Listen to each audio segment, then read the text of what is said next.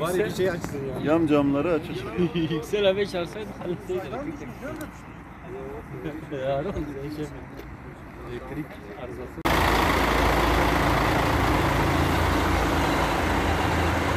Ne vereceksen röportaj verelim sana. Yok abi Allah razı olsun.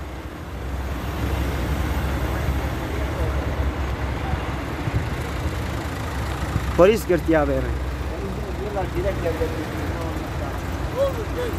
Polis abi kapatmış yolu. Niye? Bilmiyoruz. Olmuş yapışın. Polis abi kapatmış yolu. Ha abi. Kaza yok mu? Yok abi. Polis kapatmış yolu.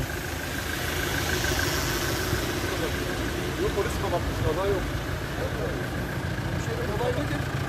Polis abi kapatmış yolu. Aynen. Polis abi kapatmış yolu. Ya Bilmiyoruz onu. polis. Ha abi. Polis kapatmış yolu.